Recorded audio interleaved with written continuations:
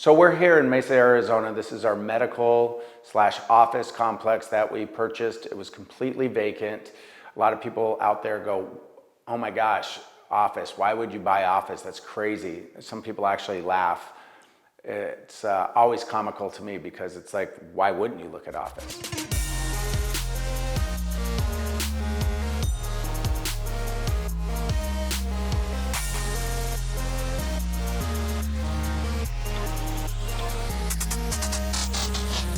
So one thing about office and why I'm attracted to it, why I like it, is because everybody says how bad it is, right? And so if everybody's saying how bad it is, then the bottom of that market falls out on that asset, right? So this particular project, when we're complete, we'll be in it under $100 a foot, right? Our neighbors are the people that purchased before we did, before the pandemic, all of that, we're paying over $200 a foot. So if you guys think about it, so I'm in it, my building half, and if I could aesthetically make it more appealing than their building, well, I'm gonna get their clients, first of all, or people that are shopping the two, because there's less competition. I'm not gonna deny that there's less competition for office out there.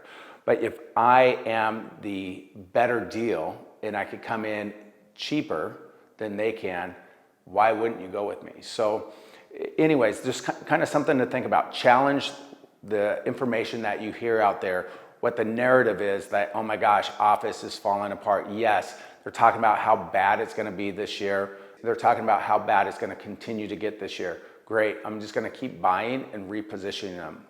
So one thing I look at, again, is my price per square foot and what my potential cap rate could be backing into what current market rates are around me.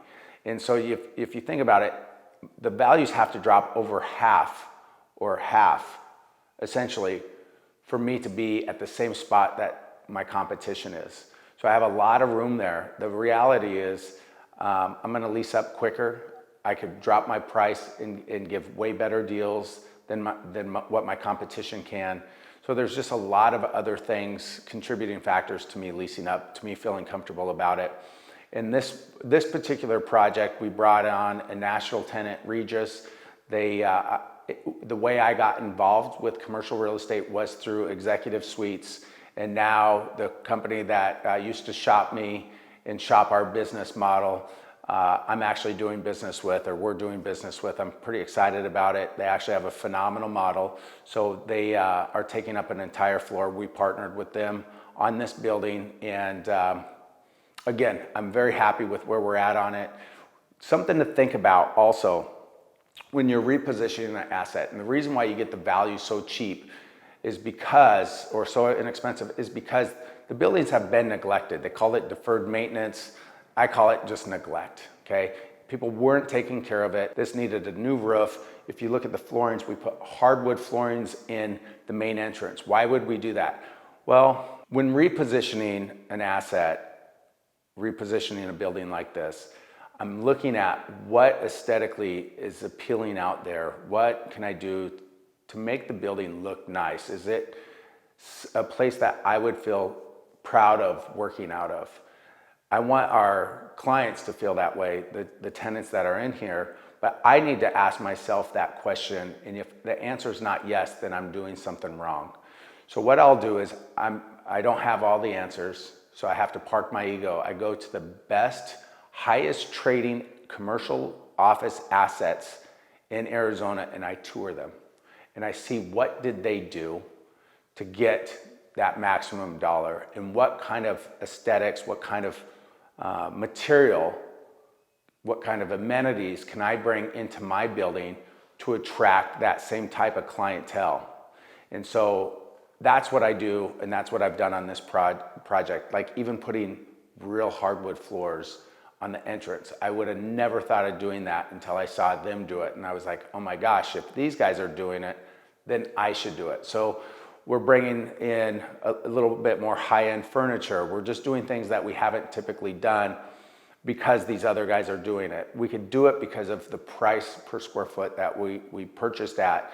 We bring in those high-end amenities and finishes, and people pick that up.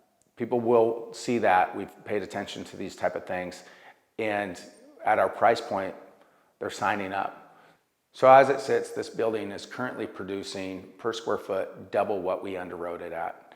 So just something to think about, like, just like those of you that are in residential real estate, it's like when you're looking at a fix and flip or anything like that, you're thinking you need to fix whatever issues that a potential buyer or tenant, if you're renting, whatever those issues are, you need to address them, you need to fix them, right? That's exactly the same thing we do here on commercial assets. You know, as far as I'm concerned, like, commercial is so much easier than residential. There's less competition. You don't have to do so much. This building, yes, you have to do so much because it's big and so everything just costs a lot of money, but it's not, you know, so many kitchens that we're redoing and baths, and the price per square foot goes way up in residential versus commercial. So we're building out a suite for Regis right now, and we're also doing one for urgent care. So we could walk through that, kind of take a look at the materials. It's all still unfolding as it sits, so there's still a lot of work to be done, but join me. Let's do a quick walkthrough. Yeah, so this place is filling up fast. We have a few spaces left. Actually, I think some of the best spaces left. It just didn't work for the tenant mix that we have. We have a beautiful call center up there. I mean, someone spent a lot of money on that before. Let's go ahead and take a quick tour of this over here.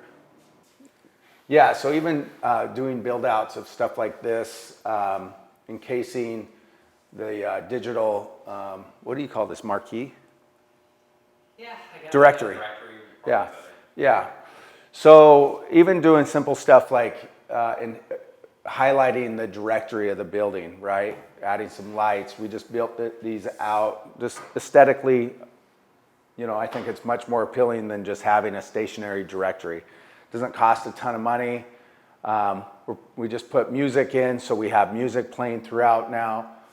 We've got some great artwork from where we get all of our furniture, Potato Barn. A little shout out to Potato Barn. We got this furniture from them as well. Jessica over there will help you pick out all your stuff.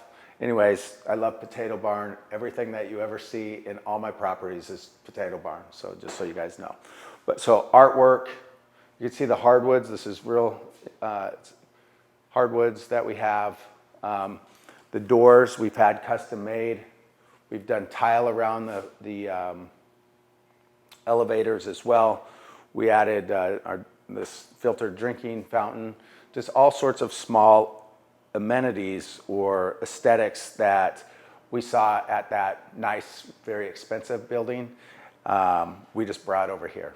Literally the same tile, same color, same flooring. If they've spent all the money and they figured it out and they exited at a huge number, hey, why not just go get the cheat code, right? All right, so that's our update.